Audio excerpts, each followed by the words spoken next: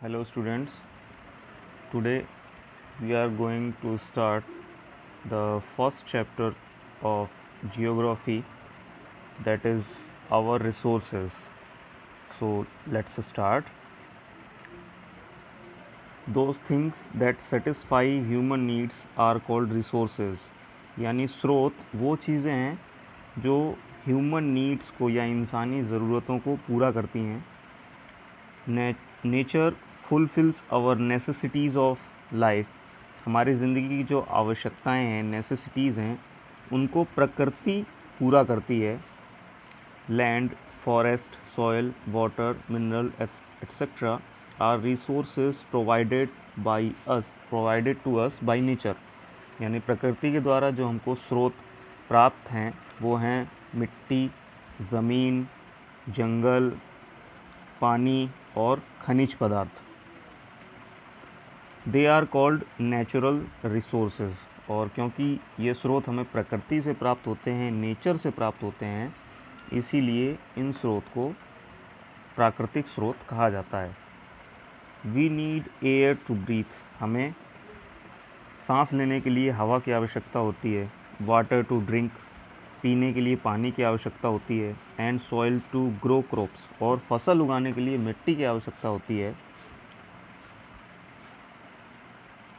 So air, minerals, soil and water are the examples of natural resources. इसलिए प्राकृतिक स्रोत के कुछ एग्जाम्पल, कुछ उदाहरण हैं हवा, खनिज पदार्थ, मिट्टी और पानी.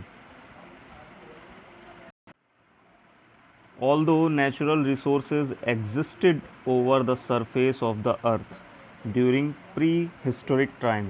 प्रीहिस्टोरिक का मतलब प्रागैतिहासिक काल के समय से ही प्राकृतिक स्रोत जो हैं वो पृथ्वी के सरफेस पर पाए जाते रहे हैं, पृथ्वी पर मिलते रहे हैं. But man had neither the tools. लेकिन पहले इंसान के पास ना ही टूल्स थे, ना ही औजार थे, नॉर द टेक्नोलॉजी. ना ही उनके पास टेक्नोलॉजी थी, ना ही ये तरीका था टू यूज़ दैम, उनका इस्तेमाल करने के लिए. यानी नेचुरल रिसोर्सेज जो हैं वो प्री हिस्टोरिक टाइम से या प्रागैतिहासिक काल से ही पृथ्वी पर पाए जाते हैं. लेकिन क्योंकि इंसान के पास ना तो कोई औजार था, ना ही वो ये जानता था कि उनका इस्तेमाल कैसे किया जाता है, क्योंकि टेक्नोलॉजी भी नहीं थी उनके पास. Now, with technology developing at very fast pace, क्योंकि अब टेक्नोलॉजी वो बहुत तेज़ गति से विकसित हो रही है. इनोवेटिंग मेथड्स, और अलग अलग प्रकार के मेथड्स इनोवेट कर रही हैं, ईजाद कर रहे हैं, आविष्कार हो रहे हैं अलग अलग तरीक़ों के. Are being used to tap natural resources and stop wastage. इसीलिए अब इंसान ज़्यादा से ज़्यादा प्राकृतिक स्रोत को इस्तेमाल कर पा रहा है और उनके जो वेस्टेज है, जो उनकी बर्बादी है, उसको भी रोक पा रहा है. Thus, a gift of nature can become a resource if the people in that region have sufficient knowledge and skill to use it for satisfying their needs.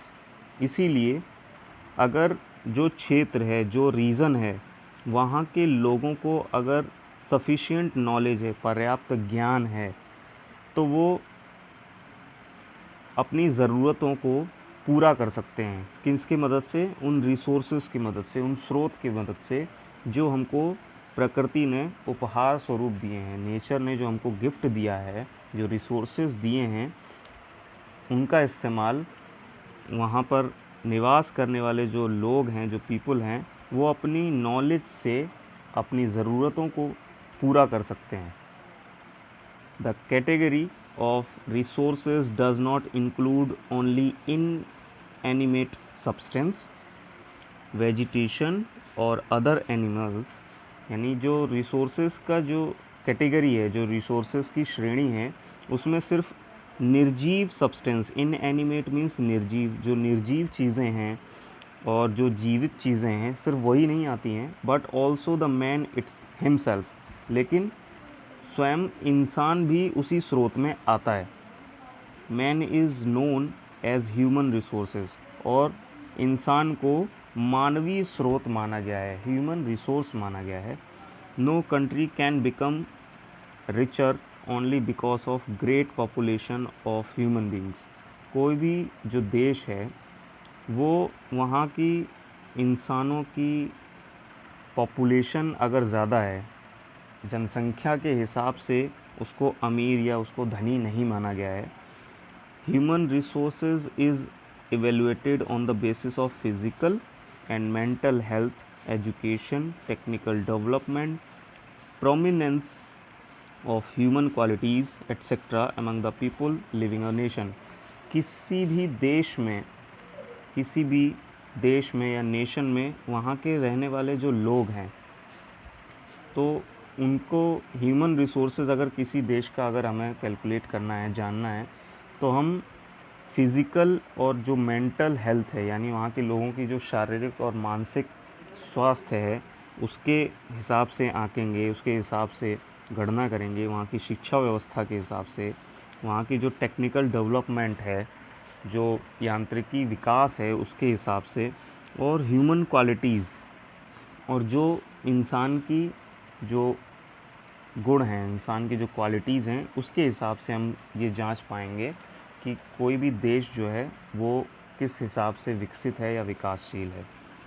A country in which human resources has acquired high qualities by laying emphasise on education, technology, human labour etcetera will be more powerful. यानी कोई भी जो राष्ट्र है, कोई भी देश है,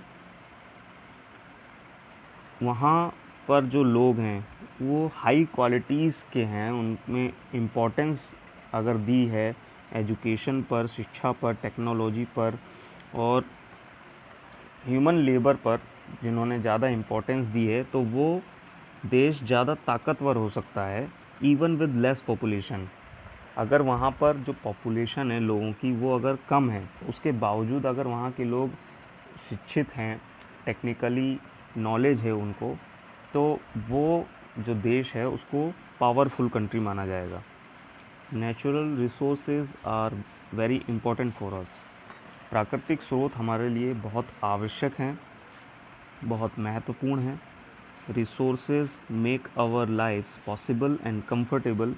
स्रोत हमारी ज़िंदगी को पॉसिबल करते हैं और आरामदायक बनाते हैं। विदाउट टेक्निकल नॉलेज, बिना किसी टेक्निकल नॉलेज के, we change the value of resources. हम उस स्रोत की वैल्यू ही चेंज कर देंगे। अगर हमें नॉलेज नहीं है कि वो स्रोत कैसा है, उसको कैसे हम इस्तेमाल करेंगे, तो हम उस स्रोत की जो वैल्यू है, जो गुणवत्ता है, वही चेंज कर देंगे। From cotton we make fine clothes. जिस तरह हम कॉटन से कपड़े बनाते हैं। From wood we make fine furniture. लकड़ी से हम फर्नीचर बनाते हैं। And from wood pulp we make fine paper. और लकड़ी से जो निकलने वाला पतला सिरा है, जो छिलका है, उससे हम कागज़ बनाते हैं। And so on. और ऐसी बहुत सारी चीज़ें हैं। In this way we convert natural resources into wealth. इस तरह हम जो प्राकृतिक स्रोत हैं उनको अपनी वेल्थ, उनको अपना धन या संपदा बनाने में समर्थ हो पाए हैं। By importing and exporting these goods we earn and lead a comfortable life. और हम आयात और निर्यात, इम्पोर्ट और एक्सपोर्ट करते हैं दीज गुड्स, इन चीज़ों का। जब हम इन चीज़ों का आयात और निर्यात करते हैं तो इससे हम एक अच्छी ज़िंदगी जी पाते हैं। क्लासिफिकेशन ऑफ नेचुरल रिसोर्सेज, यानी नेचुरल रिसोर्सेज को क्लासीफाई कैसे किया गया है, कैसे बांटा गया है। First of all, classification on the basis of continued availability. Availability means उनकी जो मौजूदगी है, उन जैसे वो मिलते हैं जिस अवस्था में, सबसे पहले उस अवस्था में उनको बांटा गया है। रिन्यूएबल और इनएग्जॉस्टिबल रिसोर्सेज। रिन्यूएबल मीन्स जिनको पुनर्जीवित किया जाता है। इनएग्जॉस्टिबल मीन्स जो ख़त्म नहीं होते हैं, यानी ऐसे स्रोत जो ख़त्म नहीं होते हैं और जिनको आप पुनर्जीवित कर सकते हैं। These resources do not gate exhaust after use. इस्तेमाल करने के बाद ये स्रोत कभी एग्जॉस्ट नहीं होते, कभी ख़त्म नहीं होते, समाप्त नहीं होते। They continue to be renewed. इनको लगातार पुनर्जीवित किया जाता है। These resources can be renewed by reproduction, physical, mechanical और केमिकल प्रोसेस। और इन स्रोतों को पुनर्जीवित करते हैं, रीन्यू करते हैं हम उनके भौतिक, फिज़िकल मीन्स भौतिक, मैकेनिकल मीन्स यांत्रिक और केमिकल मीन्स रासायनिक प्रोसेस से। यानी हम इन स्रोतों को भौतिक, यांत्रिक और रासायनिक क्रियाओं के द्वारा पुनर्जीवित करते हैं। दीज आर द इनएग्जॉस्टिबल और रीन्यूएबल रिसोर्सेज। और इन स्रोतों को असमाप्त या पुनर्जीवित स्रोत कहते हैं। Solar energy, air energy and water energy, wind energy, wild life including human beings are the best example of this category. और इस श्रेणी में हम solar energy, air energy, water energy, wind energy, wild life, जो जंगली जीवन है, और इसके साथ साथ इंसान, ये सभी इसी स्रोत में आते हैं। These can be used repeatedly. इनको रिपीट करके लगातार बार बार इस्तेमाल कर सकते हैं। Without concern for their exhaustion. Concern means ये चिंता किए, देयर एग्जॉशन इनकी समाप्ति की चिंता किए बगैर हम इनको बार बार इस्तेमाल कर सकते हैं। Now technology is available for generating electricity and charging batteries using solar energy. अब ऐसी टेक्नोलॉजी आ चुकी है जिससे हम सोलर एनर्जी का इस्तेमाल करके बिजली उत्पन्न कर सकते हैं, जनरेट कर सकते हैं और बैटरीज़ को चार्ज भी कर सकते हैं। Many countries in the tropics, और ट्रॉपिक्स मीन्स उष्ण कटिबंध में इंक्लूडिंग इंडिया, जिसमें भारत भी शामिल है, have access to solar power lamps and heating equipments. और उष्ण कटिबंधीय क्षेत्रों में, जिसमें भारत भी है, वहाँ पर अब सोलर पावर लैंप हैं और हीटिंग इक्विपमेंट्स हैं, यानी गर्मी देने वाले इक्विपमेंट्स हैं। Wind and fast flowing water are also important source of renewable energy. और पुनर्जीवित होने वाले स्रोतों में हवा है और तेज धारा से बहने वाला जल है, यानी फास्ट फ्लोइंग। ऐसा रुका हुआ जल नहीं है, वो वाटर जो है वो फास्ट फ्लोइंग है, तेज़ी से बहने वाला है। It is for this reason that wind mills are widely used in the mid latitudes where the western winds blow strongly throughout the year. और ऐसा इस वजह से होता है कि जो विंड मिल्स हैं वहाँ पर बहुत बड़ी मात्रा में इस्तेमाल किया जाता है मिड लैटिट्यूड्स में, जहाँ पर जो पश्चिमी हवाएं हैं, जो विंड वेस्टर्न से आती हैं, वो बहुत मजबूत होती हैं, बहुत ताकतवर होती हैं, बहुत तेज़ी से बहती हैं। और ये ऐसा साल भर होता है, through out the year means साल भर ये क्रिया होती ही रहती है। The other very important quality of a renewable resource is that it is mostly free of cost. और इन स्रोतों में जो सबसे ख़ास क्वालिटी है वो है कि ये ज़्यादातर मुफ्त हैं, फ्री ऑफ कॉस्ट हैं। इन इंडिया, भारत में, we have several important hydro electric power plants where streams from Himalayas and the western Ghats have been tapped. और भारत में जो बहुत से महत्वपूर्ण हाइड्रो इलेक्ट्रिक पावर प्लांट हैं, तो उनमें जो हवा आती हैं, जो स्टीम्स आती हैं, वो या तो हिमालय से आती हैं या फिर वेस्टर्न घाट से आती हैं। नॉन रिन्यूएबल और इनएग्जॉस्टिबल रिसोर्सेज। नॉन रिन्यूएबल मतलब जिनको पुनर्जीवित नहीं किया जा सकता, और एग्जॉस्टिबल मतलब ऐसे स्रोत जो ख़त्म हो जाते हैं। These resources get exhausted. ये स्रोत ख़त्म हो जाते हैं आफ्टर यूज़, जब इनको इस्तेमाल कर लेते हैं। And they do not gate renewed with in the life span of a human being. और कोई भी इंसान अपनी ज़िंदगी में इन स्रोतों को रीन्यू नहीं कर सकता है, इनको पुनर्जीवित नहीं कर सकता है they can not be replaced, इनको रिप्लेस्ड भी नहीं किया जा सकता है, इनको बदला भी नहीं जा सकता है, लाइक मिनरल्स और फॉसिल फ्यूल्स, यानी जो खनिज पदार्थ हैं और जो फॉसिल फ्यूल्स हैं, जो जीवाश्म ईंधन हैं, उनसे इनको बदला भी नहीं जा सकता है। वंस टेकन आउट, जब एक बार ये बाहर आ जाते हैं तो, यानी जब इन एक बार बाहर आ जाते हैं, इनका इस्तेमाल शुरू हो जाता है तो ये ख़त्म हो जाते हैं, इनको बदलाव भी नहीं किया जा सकता है। These resources are we obtain from the earth's crust, और ये स्रोत हमको अर्थ्स क्रस्ट यानी पृथ्वी के बीचों बीच मिलते हैं। And which come to an end ultimately, और जो ये सोर्सेज हैं ये अब लगभग समाप्ति की ओर हैं। Some of its examples are oil, इनके कुछ उदाहरण हैं तेल, नेचुरल गैस यानी प्राकृतिक गैस, कोल यानी कोयला इत्यादि। There are several other limitations attached to this resources, और इन स्रोतों के कुछ लिमिटेशंस भी हैं, कुछ बाधाएं भी हैं। Most of the resources exist deep in the womb of the earth, इनमें से कुछ जो रिसोर्सेज हैं वो वॉम्ब ऑफ द अर्थ यानी पृथ्वी के गर्भ से ही निकलते हैं। We get these resources only by paying a price for them, और हम इन रिसोर्सेज को प्राप्त कर सकते हैं सिर्फ पे करके, यानी एक पैसे देकर हम इन रिसोर्सेज को ही इस्तेमाल कर सकते हैं। जैसे कि रिन्यूएबल जो स्रोत थे वो मोस्टली फ्री ऑफ कॉस्ट थे, लेकिन यहाँ पर नॉन रिन्यूएबल हैं, तो ये सोर्सेज जो हैं वो हम पे करके, उनका प्राइस देकर, उनकी कीमत चुका कर ही इस्तेमाल कर सकते हैं।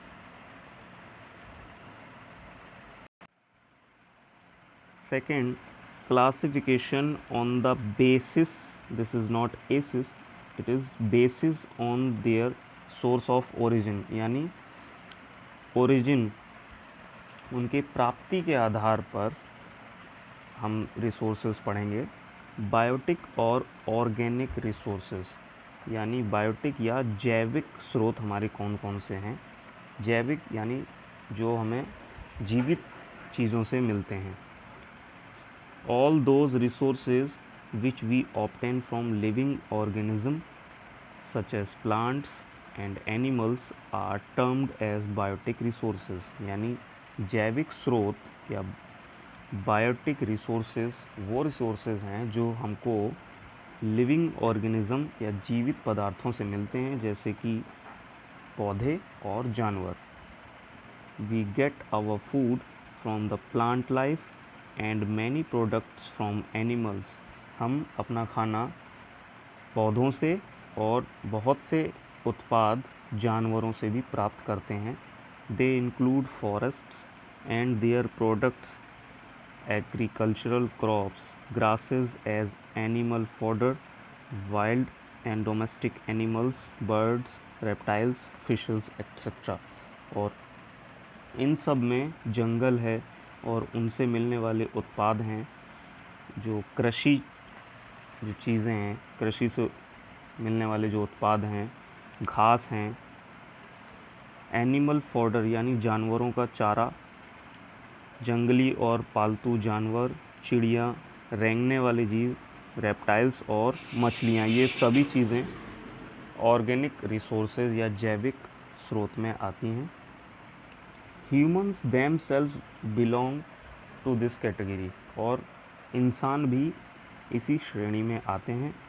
Human resource is the most important of all biotic resources, और सभी प्रकार के जो जैविक स्रोत हैं उनमें इंसान या मानव सोर्स जो है, जो मानवीय स्रोत है, वो सबसे ज़्यादा इम्पॉर्टेंट है, सबसे ज़्यादा महत्वपूर्ण है। क्योंकि ह्यूमंस पजेस इंटेलिजेंस, क्योंकि इंसान के पास इंटेलिजेंस है, इंसान मालिक है किस चीज़ का, इंटेलिजेंस का, उसके पास अक्ल है, उसके पास दिमाग है। They can use their intelligence to utilize other resources properly, और दूसरे स्रोतों को अच्छे तरह से इस्तेमाल करने के लिए उनको रिन्यू करने के लिए, उनको पुनर्जीवित करने के लिए उनके पास इंटेलिजेंस है, और इसकी मदद से वो दूसरे रिसोर्सेज को अच्छे से प्रॉपरली यूज़ कर सकते हैं। अबायोटिक और इनऑर्गेनिक रिसोर्सेज यानी अजैविक स्रोत। The sources that we get from non living things are termed as abiotic resources, यानी अजैविक स्रोत वो स्रोत हैं जो हमको नॉन लिविंग थिंग्स से मिलते हैं, यानी निर्जीव चीज़ों से जो मिलते हैं, ऐसी चीज़ें जिनमें जान नहीं होती हैं, उन चीज़ों से जो स्रोत हमें प्राप्त होते हैं वो अबायोटिक स्रोत या अजैविक स्रोत होते हैं। They are generally found within the earth's crust, ये भी हमको अर्थ के क्रस्ट में मिलते हैं, ज़मीन पृथ्वी के अंदर मिलते हैं। All the metals like gold, copper, iron etcetera are abiotic, और जितनी भी धातुएं हैं, मेटल्स हैं, ये सभी अजैविक स्रोत हैं, जिनमें सोना, तांबा और लोहा इत्यादि आते हैं। They are extracted by humans, इनको एक्सट्रैक्ट किया जाता है, इनको खोद कर बाहर निकाला जाता है इंसानों के द्वारा। एंड आर नॉट रीन्यूएबल, और ये रीन्यूएबल नहीं किए जा सकते, इनको पुनर्निर्माण इनका नहीं किया जा सकता, यानी एक बार अगर इनको यूज़ कर लिया आपने तो एक ही बार आप यूज़ कर सकते हैं, इनको रीन्यू नहीं कर सकते, दोबारा से इसका निर्माण नहीं कर सकते। They can be exhausted by excessive use, और इनके एक्सेसिव यूज़, इनके ज़्यादा इस्तेमाल करने से ये एग्जॉस्ट हो जाते हैं, ये ख़त्म हो जाते हैं। And there rate of formation is very slow, और इनका निर्माण की जो प्रक्रिया है, इनके रेट ऑफ फॉर्मेशन है, जो निर्माण की जो दर है, जो निर्माण की स्पीड है, वो बहुत स्लो है।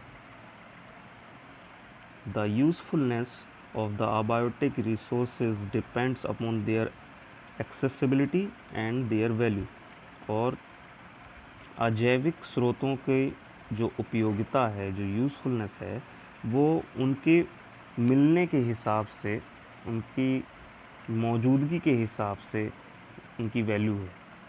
Their total reserves can not be increased by human efforts, और इंसान की कोशिशों के बावजूद ये पूरी तरह से प्राप्त नहीं किए जा सकते हैं। These resources are in great demand for the development of industries, और इंडस्ट्रीज़ की डेवलपमेंट के लिए ये स्रोत बहुत ज़्यादा डिमांड में हैं, इन स्रोतों की बहुत ज़्यादा मांग है। Classification on the basis of stage of development, यानी विकास की प्रक्रिया, स्टेज ऑफ डेवलपमेंट मीन्स विकास की प्रक्रिया के आधार पर क्लासिफिकेशन रिसोर्सेज का कैसे करेंगे। नंबर 1 है पोटेंशियल रिसोर्सेज। पोटेंशियल मीन्स संभावित, जिनकी संभावना है, ऐसे स्रोत। These are resources which exist in a region and could be used in future. So here it is important and to be noted that could be, यानी ऐसे स्रोत जो किसी क्षेत्र में एग्जिस्ट हैं, वहाँ दबे हुए हैं किसी क्षेत्र में, और उन स्रोतों को भविष्य में इस्तेमाल किया जा सकता है। यानी वो स्रोत अभी हमारे पास नहीं हैं, लेकिन पोटेंशियल या संभावित स्रोत का मतलब है ऐसे स्रोत जो अभी किसी क्षेत्र में दबे हुए हैं, छिपे हुए हैं, लेकिन भविष्य में उनको इस्तेमाल किया जा सकता है। Rivers have the potential to produce hydro electricity power, जैसे कि रिवर्स हैं, नदियां हैं, इनके अंदर वो क्षमता होती है, वो संभावना होती है to produce hydro electric power, जिनकी मदद से हाइड्रो इलेक्ट्रिक पावर होती है, बिजली बनाई जाती है। The Bhakra Nangal project in India, Bharat में भाखड़ा नागल जो प्रोजेक्ट है, and the Tennessee valley project in USA, और यूएसए की टेनेसी वैली जो प्रोजेक्ट है, are good examples of this resources. और इन रिसोर्सेज के एग्जांपल में टेनेसी वैली और भाखड़ा नागल, ये दो प्रोजेक्ट हैं जो इनके अच्छे उदाहरण हैं। Petroleum is likely to occur in certain sedimentary areas, and until petroleum is drilled out, it remains a potential sources. Petroleum जो है वो certain sedimentary area, sedimentary means रेतीले क्षेत्रों से, वो निश्चित रूप से रेतीले क्षेत्रों से पेट्रोलियम बाहर आया या बाहर निकाला गया, until petroleum is drilled out, क्योंकि आज भी पेट्रोलियम को निकाला जा रहा है, ड्रिलिंग की जा रही है, उसकी बाहर निकाला जा रहा है। It remains a potential resources, इसलिए ये अभी भी संभावित स्रोतों में इसकी गणना की जाएगी। Africa has a great potential for hydro electric power, और अफ्रीका में भी संभावित स्रोतों के मामले में हाइड्रो इलेक्ट्रिक पावर को एग्जाम्पल माना जाएगा। It is based on the number of waterfalls, और क्योंकि यहाँ पर वाटरफॉल्स बहुत सारे हैं इसलिए देयर हाइट्स, और वो वाटरफॉल्स जो है बहुत ऊंचाई पर हैं, and the volume of water flowing down each waterfall, और जो हर एक वाटरफॉल है वो पानी बड़ी स्पीड से वहाँ पर गिरता है, वो पानी बहुत स्पीड से बहता है, और जो पानी जिसमें पोटेंशियल ज़्यादा होता है वाटर के वॉल्यूम के अकॉर्डिंग हाइड्रो इलेक्ट्रिसिटी वहाँ पर प्रोड्यूस की जाती है। In India, our limited success in the field of nuclear research has made us depend on conventional electric generation, और भारत में जो न्यूक्लियर रिसर्च के क्षेत्र में हमें जो लिमिटेड सक्सेस मिली है वो डिपेंड है कन्वेंशनल इलेक्ट्रिक जनरेशन पर। कन्वेंशनल का मतलब होता है परंपरागत, यानी ऐसी इलेक्ट्रिक जनरेशन है जो पीढ़ी दर पीढ़ी कई सालों से चलती आ रही है और एक जैसी टेक्नोलॉजी का ही यूज़ हो रहा है, और हम अभी तक कोई ऐसी टेक्नोलॉजी नहीं ईजाद कर पाए हैं जिससे हमें न्यूक्लियर रिसर्च में और ज़्यादा फ़ायदा हो। Which is not only expensive, जो ये कन्वेंशनल इलेक्ट्रिक जनरेशन है, जो कन्वेंशनल तरीके से हम इलेक्ट्रिसिटी पैदा करते हैं, ये बहुत ही महंगी है बट ऑल्सो हाईली पॉल्यूटिंग, और इसके साथ साथ ये बहुत ही दूषित भी है, पॉल्यूशन फैलाने वाली भी है। In most of the developing countries, और बहुत से विकासशील देशों में the potential resources are not appreciably developed, और जो विकासशील देश हैं लाइक इंडिया, यहाँ पर जो संभावित रिसोर्सेज हैं, जो संभावित स्रोत हैं, उनको ज़्यादा हम विकसित नहीं कर पाए हैं अभी भी। एक्चुअल और डेवलप्ड रिसोर्सेज, वास्तविक या विकसित स्रोत कौन कौन से हैं? The resources which are actually in use और already being utilised by humans are called actual resources, यानी ऐसे स्रोत जो इंसान के द्वारा पहले ही जिनको या तो यूटिलाइज़ किया जा चुका है या फिर उनका निर्माण किया जा चुका है, ये वास्तविक स्रोत कहलाते हैं। इन स्रोत में energy resources such as coal, और शक्ति के स्रोत हैं जैसे कि कोयला है, पेट्रोलियम है, यूरेनियम आदि, ये सभी वास्तविक स्रोत हैं। उदाहरण के तौर पर रिवर सतलज हैज़ बीन टैम्ड, उदाहरण के तौर पर सतलज नदी का नाम लिया जाएगा, वहाँ का जो पावर प्रोजेक्ट हैं, have been setup on it, जो पावर प्रोजेक्ट सतलज नदी पर सेटअप किया गया है, and electricity is being generated, और वहाँ से बिजली पैदा की जा रही है। This has become a developed resources, इसी वजह से ये एक विकसित स्रोत है।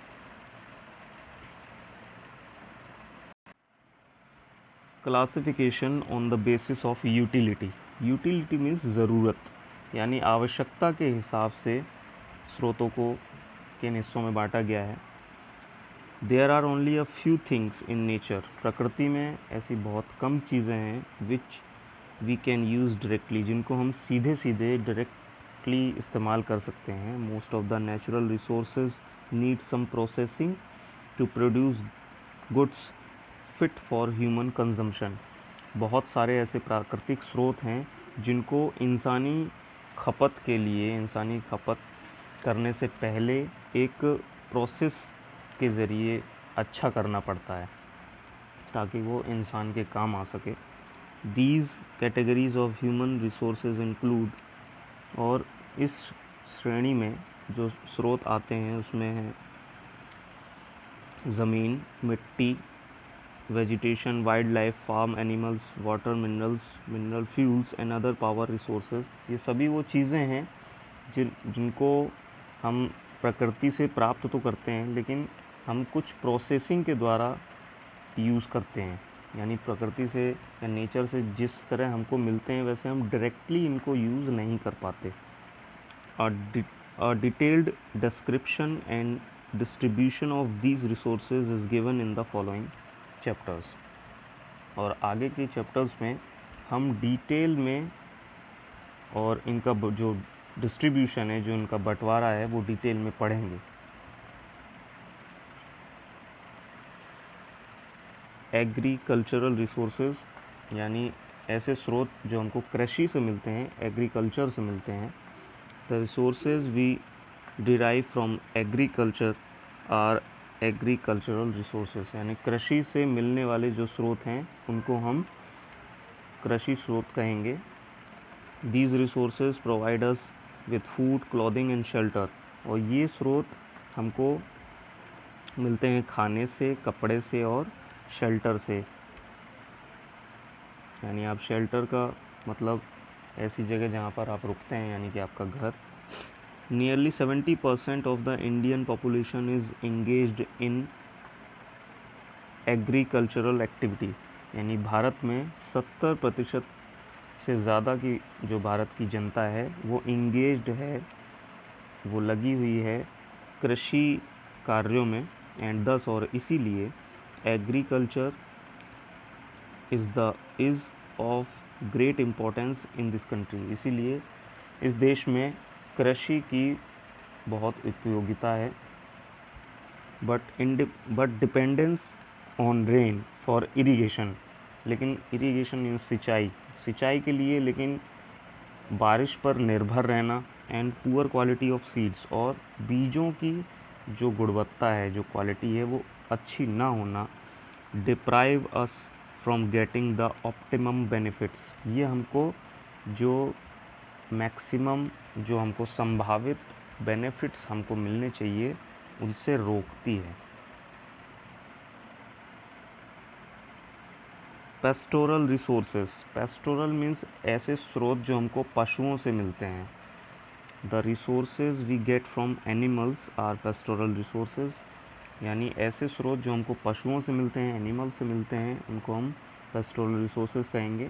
People domesticate animals to get milk, meat, skins etcetera, यानी लोग जो हैं वो डोमेस्टिकेट करते हैं, पालते हैं जानवरों को दूध के लिए, मांस के लिए या फिर खाल के लिए। इन इंडिया, भारत में, a large number of farmers still use the ox drawn plough in their field and use carts to transport their produce. और आज भी भारत में किसान जो है वो ऑक्स ड्रॉन प्लो, यानी खेत जो है वो हल से जोतते हैं। एंड यूज़ कार्ट्स, और गाड़ियों का इस्तेमाल करते हैं, यानी बैलगाड़ी का इस्तेमाल करते हैं टू ट्रांसपोर्ट देयर प्रोड्यूस, अपनी जो खेती है, खेत से उत्पन्न होने वाला जो अनाज है उसको ट्रांसपोर्ट करने के लिए बैलगाड़ियों या कार्ट्स का इस्तेमाल करते हैं। एनर्जी रिसोर्सेज, यानी शक्ति स्रोत में कोल, कोयला, पेट्रोलियम, नेचुरल गैस, प्राकृतिक गैस, न्यूक्लियर फ्यूल्स एट्सेट्रा, ये सभी हमारे शक्ति के स्रोत हैं। मिनरल रिसोर्सेज, यानी खनिज स्रोत, यानी ज़मीन से खनिज वो होते हैं जो हम ज़मीन से जो स्रोत हमको मिलते हैं।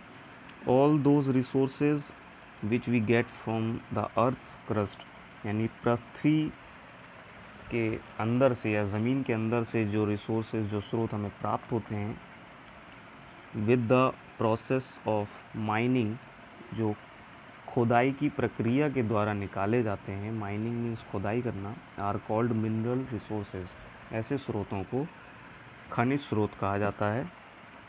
आयरन ओर मीन्स अशुद्धियाँ, यानी लौ अशुद्धियाँ, copper, gold, coal etcetera are the examples of mineral resources. Classification on the basis of originality, वास्तविकता के आधार पर कैसे बांटा जाएगा रिसोर्सेज को। तो वास्तविकता के आधार पर इन्हें दो भागों में बांटा गया है। फर्स्ट है नेचुरल रिसोर्सेज एंड सेकंड है man made resources. So let's start with natural resources. प्राकृतिक स्रोत कौन कौन से हैं?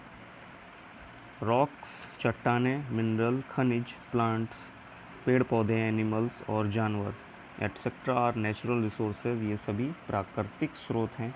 Which are being used by man in the same stage और विद सर्टेन मॉडिफिकेशंस, या तो हम इनको इसी सेम स्टेज मतलब जिस तरह से वो मिलते हैं उसी रूप में, या फिर सर्टेन मॉडिफिकेशंस या फिर कुछ बदलाव करके इंसान इनको इस्तेमाल करता है।